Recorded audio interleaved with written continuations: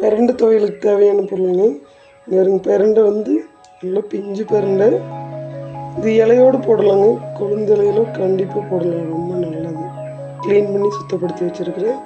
அது கூட 2 பல் பூண்டு, பெரிய பல், சின்ன வெங்காயம் 100 கிராம், காஞ்ச மிளகாய் வந்து உங்களுக்கு காரத்துக்கு தேவையான அளவு, கருவேப்பிலை, கருப்புளுந்து எடுத்துக்கிறேங்க. கருப்புளுந்து வந்து விட்டால் ரொம்ப டேஸ்ட்டாக இருக்கும், துவையல் நல்லா இருக்கும். சீரகம், இது எல்லாத்தையுமே இப்போது நல்லா வதக்கிக்கலாங்க. பிரண்டை மட்டும் தனியாக வதக்கி எடுத்துக்கணும். பாருங்க, ஆயில் சூடாயிடுச்சு. அதோடு நம்ம சேர்த்துக்கலாங்க. இதோடவே சின்ன வெங்காயம்,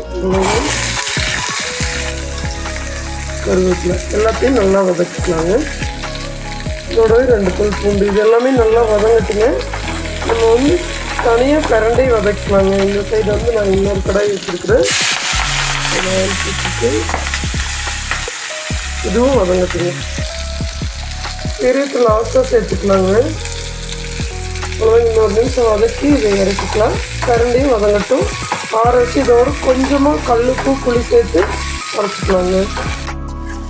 வெங்காயம் உளுந்து பருப்புல இதெல்லாம் இந்தளவுக்கு வதக்கிக்கணுங்க. இதெல்லாம் வதங்கிருச்சு. ஸ்டவ் ஆஃப் பண்ணிக்கலாம். பிரண்டையும் நல்லா வதங்கிருச்சுங்க. இந்தளவுக்கு வதங்கிருச்சு. இது ஸ்டவ் ஆஃப் பண்ணிக்கலாம். ஆறட்டுங்க, அரைச்சிக்கலாம். அதுக்கு எல்லாமே ஆறிடுச்சுங்க. நம்ம மிக்ஸி ஜாரில் சேர்த்துடலாம். இப்போ சேர்த்து அரைச்சிக்கலாம். இதோடு கொஞ்சமாக புளி, தேவையான அளவு கல்லுப்பு.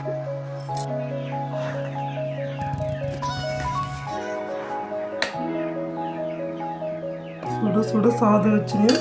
நம்ம பிரண்டை துவையல் வந்து ரெடி ஆயிடுச்சு.